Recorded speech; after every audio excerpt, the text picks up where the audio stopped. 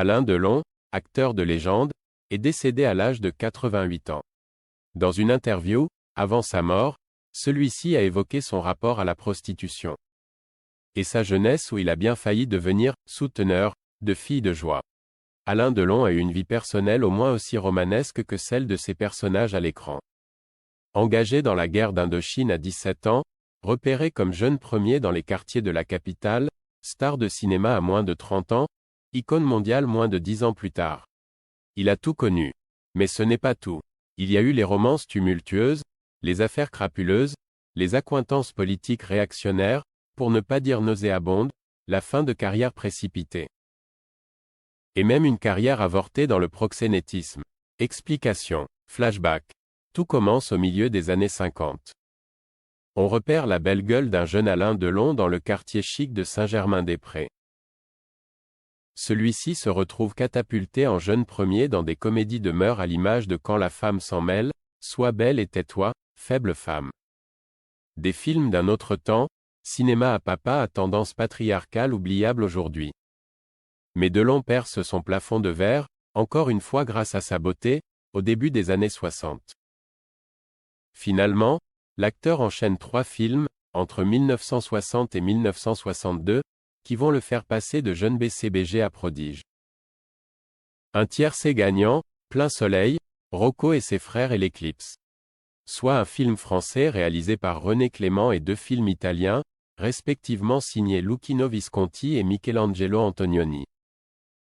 Delon tient ensuite les années 60 au creux de ses mains, Mélodie en sous-sol, aux côtés du mentor Jean Gabin, Le Guépard, toujours sous la houlette de Visconti, Le Samouraï, première collaboration avec l'exigeant Jean-Pierre Melville, ou encore le chef-d'œuvre sensuel La Piscine face à Romy Schneider. Il retrouve ensuite Gabin dans le culte Le Clan des Siciliens. Et, avec cette poignée de films, Delon entre dans la légende. Alain Delon ne brille pas seulement sur le grand écran. Il fait régulièrement la une de la presse. Que cela soit pour ses idylles brûlantes, Romy Schneider, donc, puis Nathalie Delon ou encore Mireille d'Arc, ou certaines de ses frasques qui défraient la chronique. La plus, tristement, célèbre, l'affaire Markovitch, ou comment le garde du corps de la star est retrouvé assassiné. Très vite, Delon, qui fricote régulièrement avec des pontes de la mafia, est suspecté. L'affaire, très médiatisée jusqu'aux hautes sphères de l'État, s'est soldée par un non-lieu en raison d'absence de preuves. En outre, fin des années 80, Alain Delon s'est régulièrement affiché en compagnie de Jean-Marie Le Pen.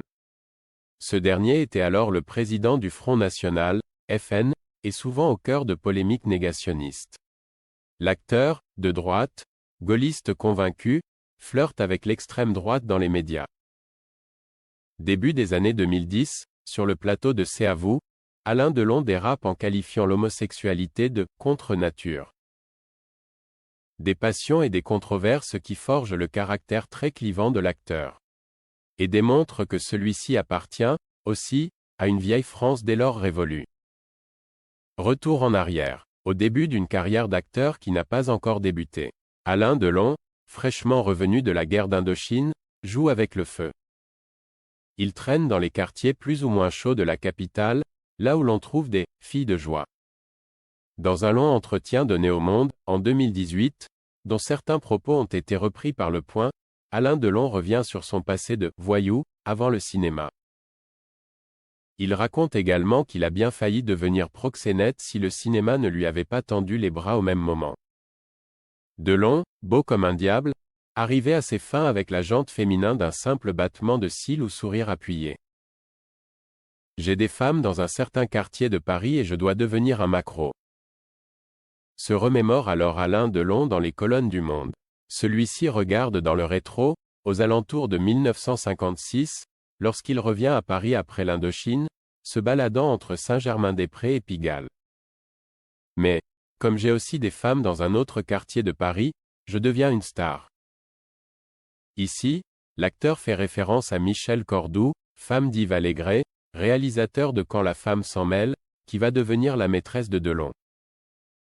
Avant de le recommander auprès de son mari pour le faire participer à son film. La boucle est bouclée, Alain Delon n'est pas devenu proxénète mais presque un gigolo de cinéma.